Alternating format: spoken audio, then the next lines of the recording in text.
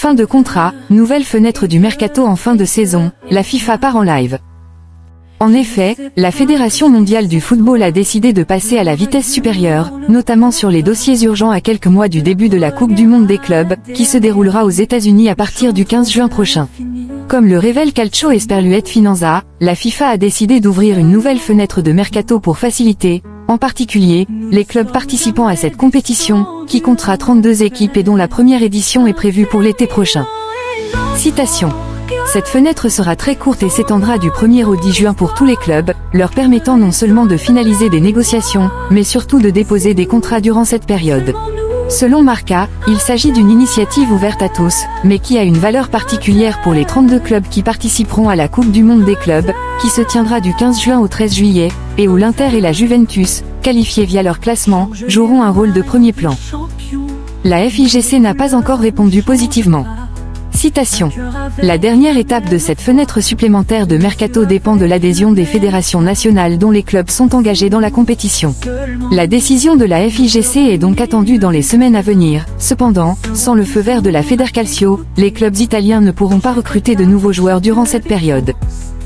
Après des mois de spéculation, la FIFA tente de mettre en place les différents éléments en vue de cette première Coupe du Monde des clubs à 32 équipes, projet cher à Gianni Infantino, espérant également résoudre les questions de sponsoring et des droits télévisuels, des sources de revenus cruciales pour la FIFA et les clubs. La problématique des joueurs en fin de contrat. Aucune prolongation automatique ne sera appliquée aux contrats arrivant à expiration. Les clubs et les joueurs devront trouver une solution. L'objectif est d'encourager ceux dont les contrats expirent à trouver une solution appropriée pour faciliter la participation des joueurs. Citation.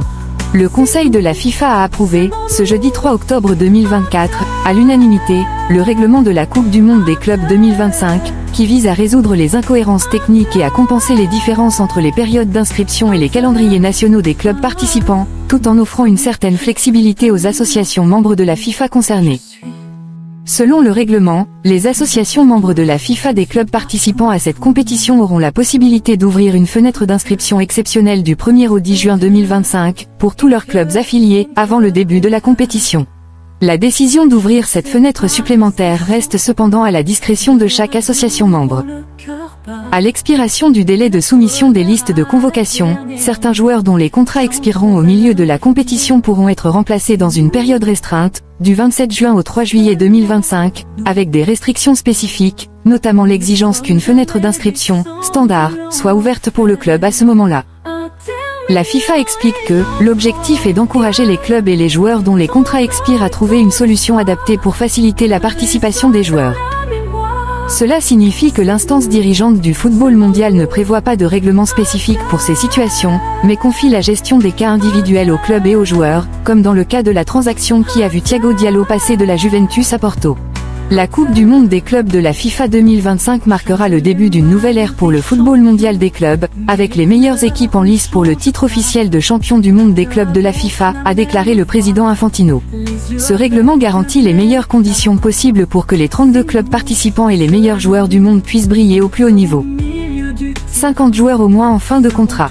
En ne considérant que les grands clubs européens qualifiés, pas moins de 52 joueurs se trouvent en fin de contrat, dont 11 pour l'Inter et la Juventus, les deux équipes italiennes participant au tournoi.